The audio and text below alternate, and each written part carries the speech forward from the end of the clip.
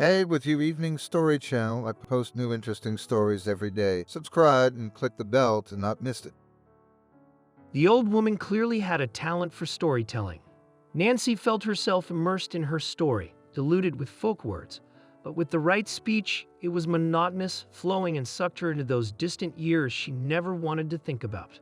I was born at the end of the war in the village. Was it hard? A cow ate something wrong, and everything went bad.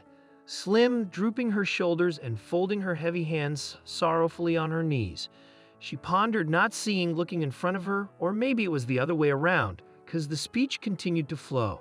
And in '52, we moved from our place to Florida. They talked better there. Some houses were just being built, but there was a highway. Yes, a good road, flat, warm, almost always blackness glistened, and we lived in a barracks far from the highway. 2 kilometers, maybe more, but we were always striving for it. They built a beautiful stadium right next to it, with bleachers and stores. Matches were held. Everybody gathered, beer and fish. Who's got seeds? At the main track with trees and an orchard. Shenya had 4 rows on each side. We were there with bidon boxes all the time, especially liked onions. But so small, but nothing. Mother didn't scold. We didn't return empty every crumb to the house. It was clear that all the colorful part of her life there in childhood. Starting from afar, Nancy realized that one must tread very carefully to the goal. The words hunted, the left old lady turned on suddenly, like the shell slamming its flaps. It wasn't quite clear yet what she was reacting to like that. Lucy, way over here, everyone. It's about time, all right. The meat and pasta are on the stove. In half an hour, turn on the heat a little bit. I'll stay in the morning and you can make scrambled eggs with them, and one for yourself, and some bread for school. Don't forget your alarm clock. Do your homework. Put Peter to bed. Don't stay up too late yourself. It's okay to be alone. No, Grandma comes and sits up till morning. Mother, so she sat down. What, Grandma? What are you talking about, Mom? Hours, of course. The old woman stopped being afraid of true questions, especially since she was always talking about herself, about her studies, about her near graduation, and calmly told Nancy that her daughter was right, of course, by putting her here. It's nice, calm, nourishing, warm. It's a little boring, though. Her memory's not what it used to be. She doesn't keep all recent things well. She forgets to turn off the stove, and then she puts vegetables in a pot and vice versa if she doesn't turn it on. Like a little child, Grandma summed it up for herself. When she is with me, 2 kids on her hump, she can barely keep up. These words of hers prompted the dynasty to make some changes in the diploma work. The Institute had a contract with a sponsored home for the elderly, under which Nancy appeared here with her endless questions. But she was not allowed to take patients home for the night, even if it was under her supervision. I had to get the supervisor involved. He talked to the deputy dean. An official paper appeared. The old lady was wary of our plan at first. She was afraid that she would not be able to cope, that she would completely destroy the dump eye. But this plan gave life, and she agreed. The mother took a job as a night nurse at a private clinic, 8 p.m. to 8 a.m. And then one evening at 8 sharp, Nancy hears from a girl with questions from outside the door. Who do you want? Mom's not home. Come back in the afternoon. My name is Nancy, and I'm with your grandmother Maria. She's allowed to come home with me at night. And you, Lucy, are in 2nd grade with your brother Peter, who goes to kindergarten. So, Lucy, will you let us in? The door opened, revealing 2 curious faces. Grandma was seated in the hall, and she sat there without moving, while Nancy slowly settled down, looked at what and how much more and teach Lucy, and then said to her, Teach, I'll take care of Peter. She had to heat up dinner and get everyone at the table, which wasn't easy at all. Once she was sorted out, Peter didn't want to let her go, refused. Grandma Maria didn't react to anything, but Nancy took her by the hand and led her to the table and sat her down. Lucy, freed from her worries, finally reached for the phone and stuck to it. So Nancy announced loudly, who won't start. There are accounts of 3 going to bed concerns all.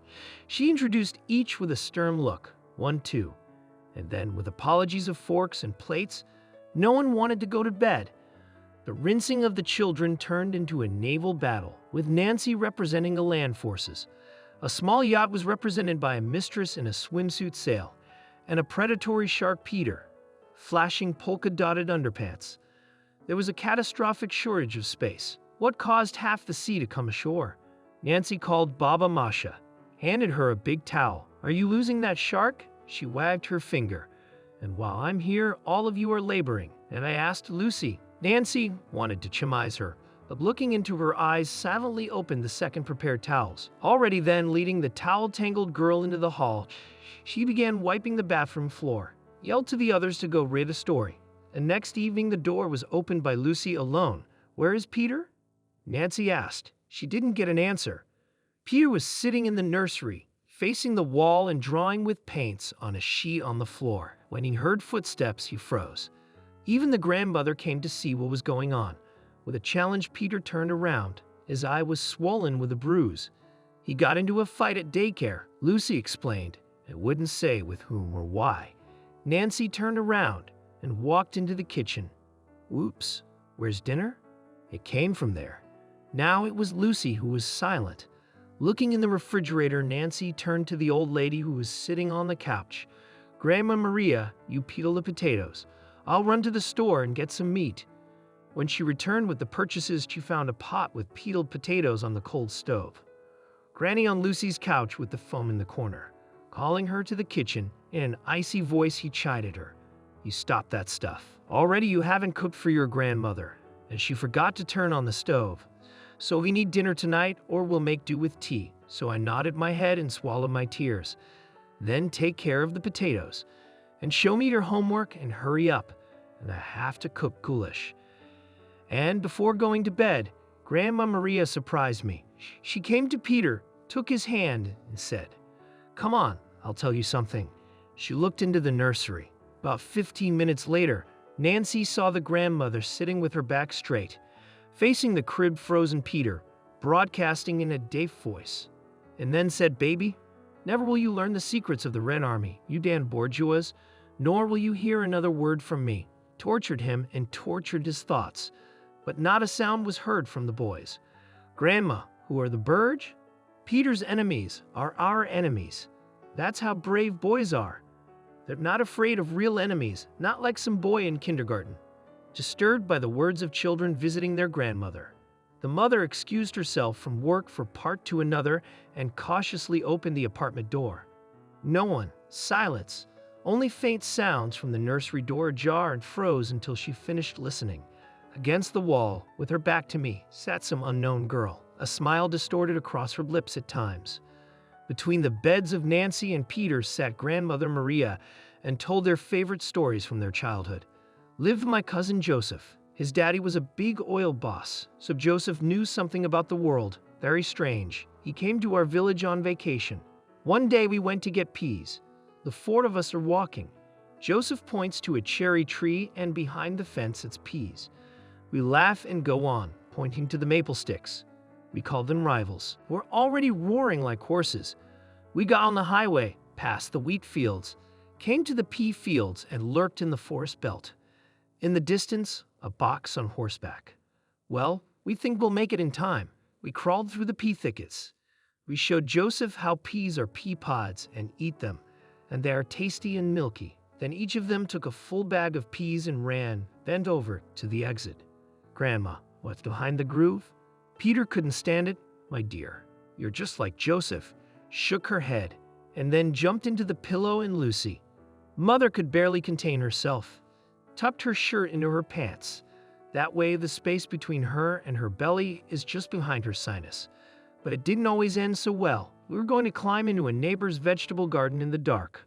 All around our 2 barracks were private houses behind fences. The best strawberries were in the next house on the left. There was a vicious dog on a chain, but we warned him. They told him not to make noise to follow me. We'd already had enough of those strawberries when the black shaggy dog smelled us. You can't see in the dark. We heard the chain moving.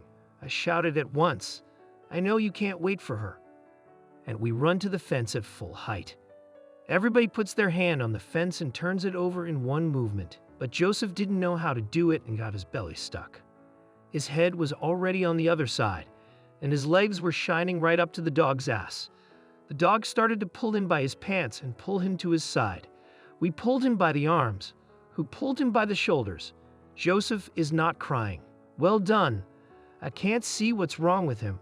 It was dark when we came out to the light. We can say we got by. It didn't bite him, but it tore his pant leg to shreds." When Peter heard that everything was all right, he sighed with relief and then laughed. What a Joseph! There was also something about him. There was, of course, on the bang, for example. But that's for another time.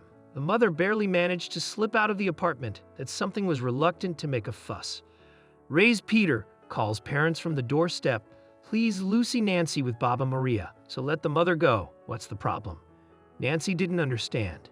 Peter gave that kid a black eye for fighting. We have to come out of the blue. The penniless grandmother always keeps quiet, so the mother doesn't know. We decided with Nancy that tomorrow, together with Lucy, we'll come at 5 o'clock with Peter to talk to the teacher. I asked for the parents. The teacher greeted them irritably. "Where's the mother? I'm Peter's grandmother, and I'm here to tell you that it's the real manly thing to fight back. Do you think otherwise? But these are children." The teacher hesitated. "Let me ask you something." The grandmother began to get excited. "And with the parents of that boy you have already talked. Then we'll go have a nice day. Peter, give Grandma a pen." A full-figured, if not pot-bellied, supervisor. Looking at Nancy with curiosity, fingers crossed on his stomach. Nothing groundbreaking, actually. He lifted the thesis weighty on the wall as if he was estimating the amount of usefulness of each of its grams. But from a practical point of view, the work is unique. You claim that a 75-year-old woman's working memory has recovered. Her social activity has increased. Her self-esteem and understanding of her need have risen significantly. Better health, after all. And at the expense of what? Simply that she spent every evening with her grandchildren substituting for her mother. Yeah, with your help. That is, in the initial stages, the necessary help and supervision. He walked around Nancy with a folder in his hand. There's an article to be written. All scientists should know about it too. But most importantly, all the people. So a blog article on a popular blog I'll look for. And you go, Nancy, go. Nancy came to the hospital much earlier than usual, alarmed Baba Masha. And after Nancy's first words, she completely blew it off. "I came to say goodbye. Grandma Maria, my work is done." "Oh, come on." Nancy took the old lady's palms in hers. "Everything will be all right. It was good. So why is it going to be bad?" Tears came to the old woman's face. She wanted to say something, but she couldn't, and then she didn't want to. Lucy and Peter came into the room. They rushed in and hugged Grandma, and then Mother came in, smiling embarrassedly. "Mom, we're coming to get you."